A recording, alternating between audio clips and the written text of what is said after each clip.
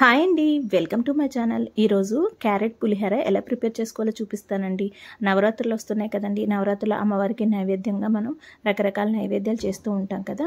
ఈ విధంగా క్యారెట్ పులిహోర నైవేద్యంగా చేసి పెట్టండి. చాలా అంటే చాలా టేస్టీగా ఉంటుంది. ఈ ప్రసాదం పిల్లలు కూడా బాగా లైక్ చేస్తారు.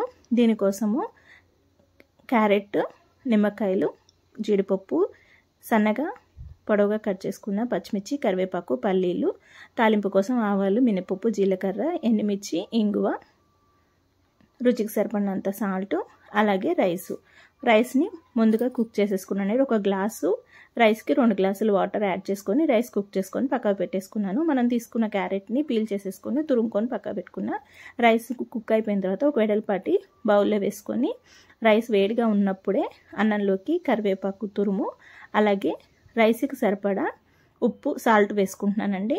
మనం తీసుకున్న అన్నానికి రుచికి సరిపడినంత సాల్ట్ వేసుకుంటున్నా. వేడిగా ఉన్నప్పుడే కలుపుకోండి.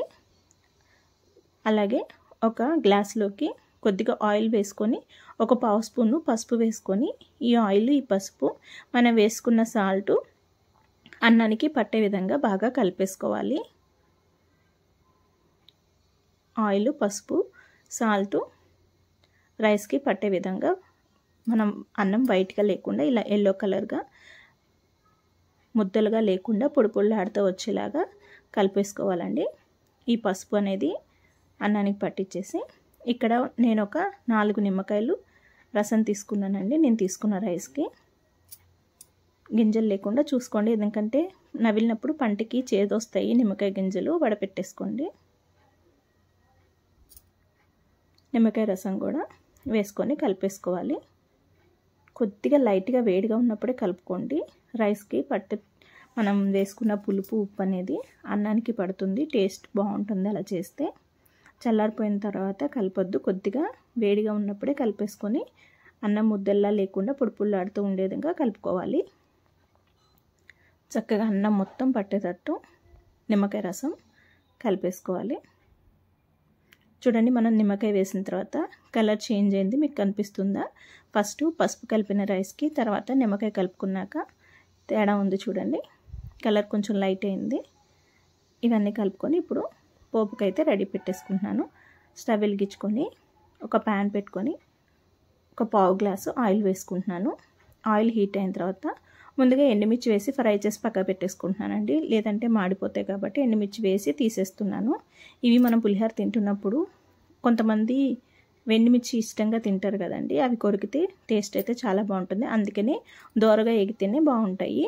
తర్వాత పచ్చెనపప్పు, తాలింపు కొద్దిగా ఎక్కువ వేసుకోండి. అవి క్రిస్పీగా తగులుతూనే టేస్ట్ బాగుంటుంది పులిహోరకి. మినపప్పు పచ్చిదనం లేకుండా మంచిగా దోరగా వేగేలాగా ఫ్రై చేసుకోవాలి, మాడిపోకుండా చూసుకోవాలండి. ఆవాలు మాడిపోకుండా కలుపుకుంటూ చక్కగా తాలింపు ఫ్రై చేసుకోండి. తాలింపు వేసుకున్న దాంట్లోనే మనకి పులిహోర టేస్ట్ ఉంటుంది. మాడిపోతే టేస్ట్ అయితే మొత్తం పోతుంది. పల్లీలు కూడా వేసుకొని ఫ్రై చేసుకోవాలి. తర్వాత కొద్దిగా జీడిపప్పు వేసుకుంటున్నాను. జీడిపప్పు కూడా ఫ్రై అయిపోయిన తర్వాత పచ్చిమిర్చి పొడవుగా చీల్చుకోవాలండి. నేను మొత్తం చీల్చకుండా చిన్న గీట్ అయితే పెట్టుకున్నాను, సన్నగా గీట్ పెట్టుకున్నా. ఇవి కూడా ఫ్రై అయిపోయిన తర్వాత కరివేపాకు కూడా వేగిపోయిన తర్వాత మనం ముందుగా తురుము పెట్టుకున్న క్యారెట్ తురుము వేసుకోవాలి. ఈ క్యారెట్ తురుము ఆయిల్లో ఎక్కువ ఫ్రై అవసరం లేదండి, జస్ట్ లైట్గా కలుపుకుంటే సరిపోతుంది.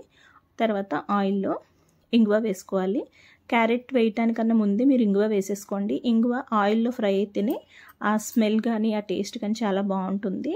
ఇంగువ ఆయిల్లో వేసుకోవాలి. అందుకే నేను క్యారెట్ పక్కకని మధ్యలో వేసాను. మీరు క్యారెట్ వేయకముందు ఇంగువ వేసుకొని తర్వాత క్యారెట్ వేసుకొని ఒక్కసారి కలుపుకొని స్టవ్ ఆఫ్ చేసేసుకోండి. ఇప్పుడు మనం ముందుగా రెడీ చేసుకున్న రైస్లోకి ఈ క్యారెట్ ఫ్రై చేసుకున్న తాలింపుని వేసేసుకుంటున్నా. ఈ తాలింపు వేసుకొని రైస్ మొత్తం బాగా కలిపేసుకోవాలి. ఆయిల్ కానీ మనం వేసుకున్న పోపు రైస్ మొత్తం పట్టే విధంగా కలుపుకుంటే ఎంతో టేస్టీగా ఉండే క్యారెట్ పులిహోర అయితే రెడీ అయిపోతుందండి. చాలా అంటే చాలా టేస్టీగా ఉంటుంది. మీరు ఒకసారి ట్రై చేసి చూడండి, మీరే అంటారు చాలా బాగుందని. ఈ విధంగా పులిహోర చేసి మన అమ్మవారికి నైవేద్యంగా పెట్టి ప్రసాదంగా తీసుకోవచ్చండి. పిల్లలు కానీ పెద్దవాళ్ళు కూడా బాగా లైక్ చేస్తారు.